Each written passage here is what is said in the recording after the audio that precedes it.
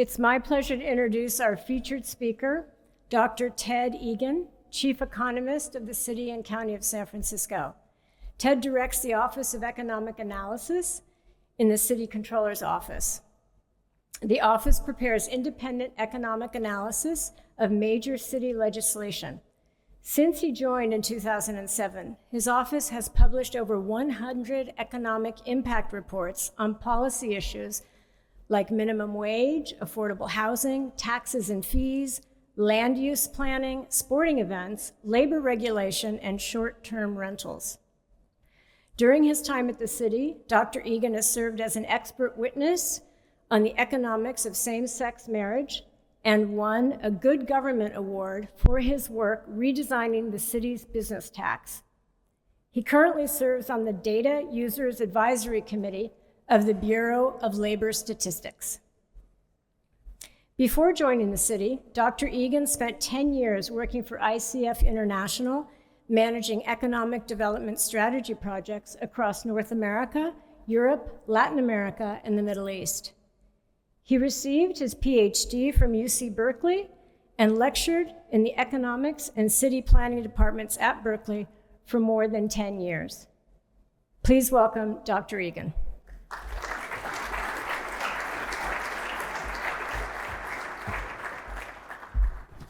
Thank you so much, Anne, and good evening, everyone. I'd like to welcome you on behalf of the city to City Hall and enjoy our lovely North Light Court, or even more lovely Rotunda after the proceedings this evening.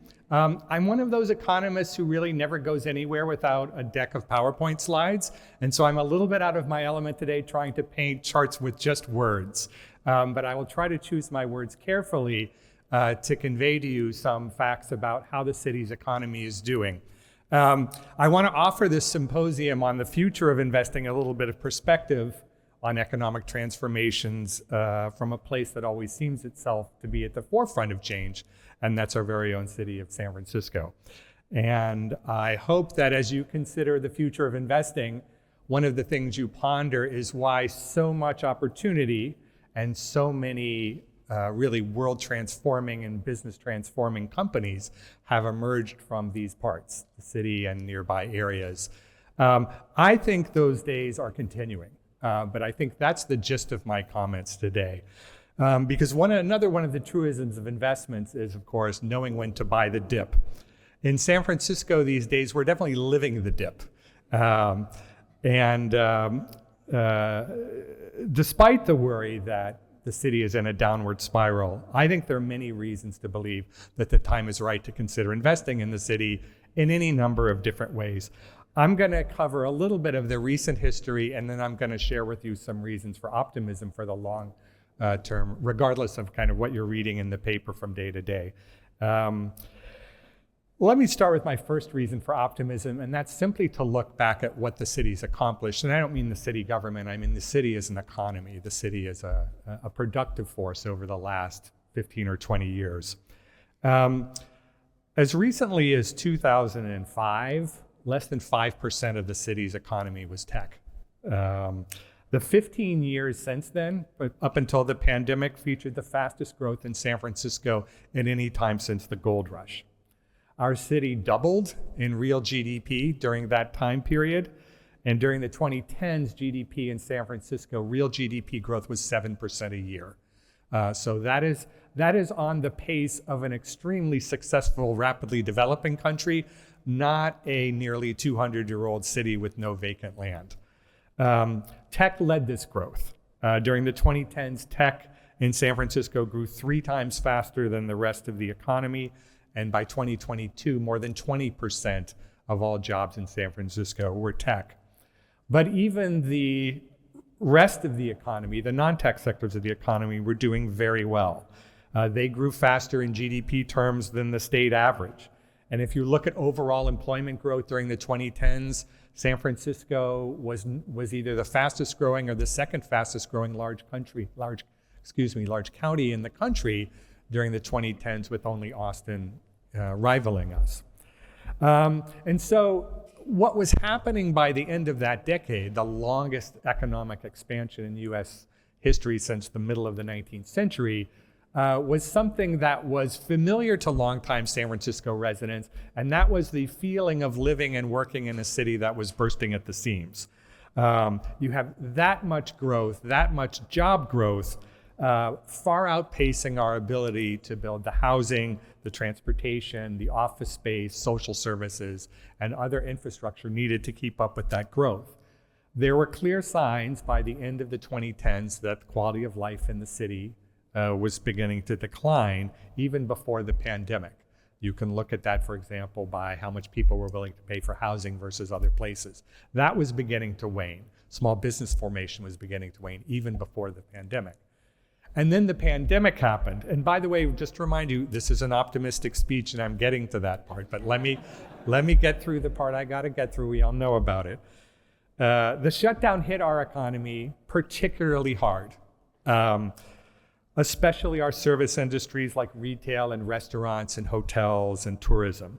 We saw up to 70% reductions in employment in those sectors in the city, which was much higher for much longer than we saw in other cities. Unfortunately, many of those workers left San Francisco and left the Bay Area during that time, and that is one of the things that's been slowing our recovery, a labor shortage. And many of these industries are still far from recovered in job terms. Secondly, and probably more fundamentally for the long term, is the shift to remote work and the new hybrid office environment has hit us incredibly hard. In the US as a whole, office industries generate about 25% of GDP. In San Francisco, it's more like 75 to 80% of GDP. So the engines of our economy suddenly say, actually, we only have half the office demand we used to have.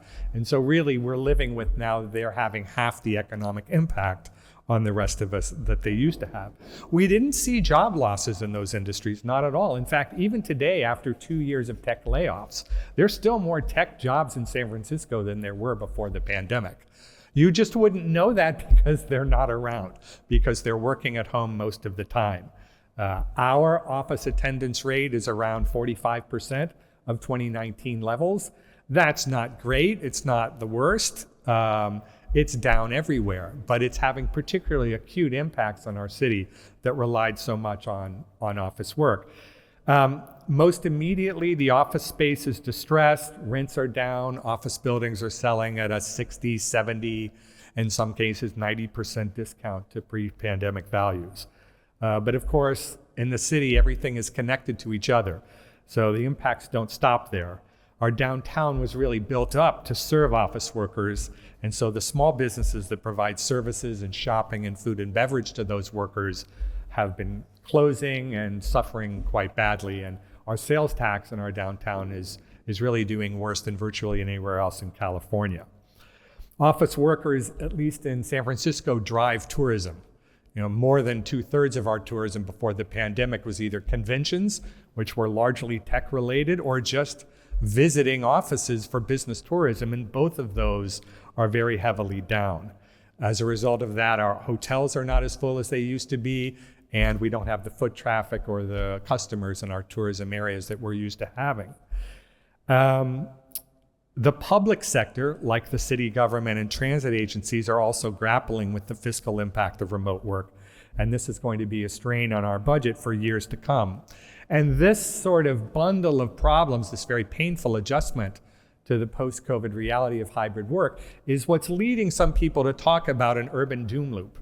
And the two cities that they're pointing at are San Francisco and New York.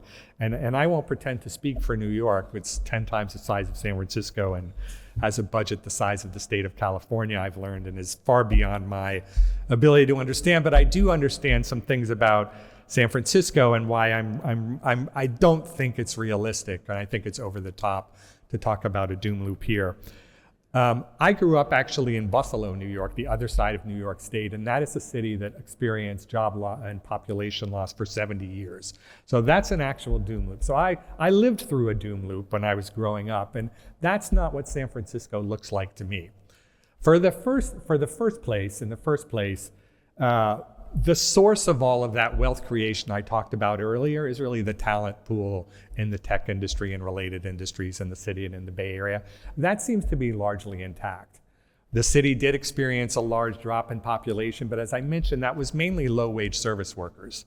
We had some tech workers move out of the city to the suburbs, but overall, the metro area has more than kept its talent base. So that's a first very positive news. The city is well reported, appears to be the capital of AI. And I'm reading news reports in other places, like in Massachusetts, complaining about AI companies moving out of Boston and they're all clustering in San Francisco. Well, that's the kind of thing that's happened before in this Silicon Valley, Bay Area cluster. You just can't make it in a cutting edge industry if you're not at the center. And we're at the center of that. We don't know how much office space the center is going to need, but I don't think that's the important thing. The important thing is that the talent is here and the innovation is happening here.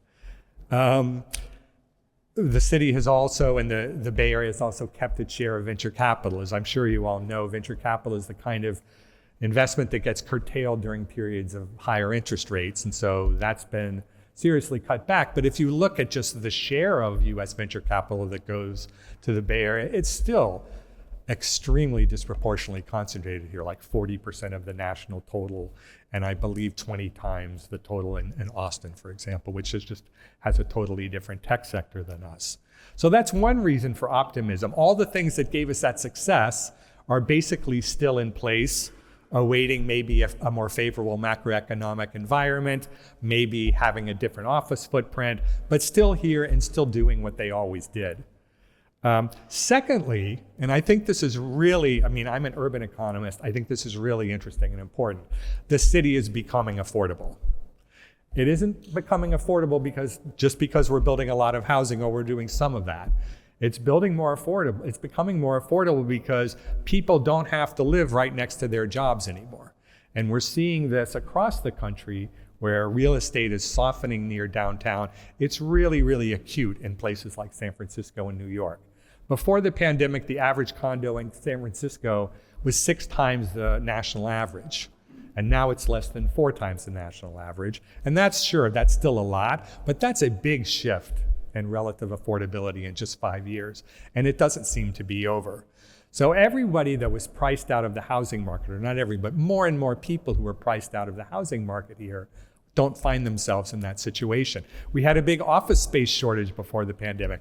I don't foresee that one coming back for a very long time. And so businesses that were priced out of the office market can come back. Long-standing infrastructure challenges. Our transit system, instead of being over capacity, BART is about 35% of normal during trips to downtown San Francisco. There's room to grow in San Francisco without running into long-standing infrastructure constraints. And that isn't something you could always say about the city. If you had opened a big tech company in 2012, you had about 5 or 6 years before you couldn't get anybody to move to the city and they couldn't get to work and you couldn't find office space and you were running into those long-standing challenges we have. I don't think you've got a 5 or 6 year window now. It's going to take a very long time for us to, if we do ever again, get back to that level of infrastructure problems. And that means a business climate that's very conducive to growth. So I'll just close on the last little bit of the doom loop because it really has to do with the city. And the essence of the argument is the city is going to see revenue declines, and we expect that to happen, and we're planning for that. But it's going to respond in a way that makes it so awful to live there that everyone will leave. And I will just remind everyone that this is not San Francisco's first rodeo, that we're used to having significant fiscal shocks. We're used to making good budgetary decisions. We have a very engaged and active democratic culture that keeps a good eye on things in City Hall. And I think those are actually very fundamental things for the business climate. So again, I'm not telling anyone to buy the dip, that's your business. But I am suggesting that the business climate and the investment opportunities in San Francisco are a lot better than maybe being perceived in the mainstream media. And I think we're really at the bottom of San Francisco. And in many ways, we're poised for growth in a way that we haven't been for many years. So thanks very much.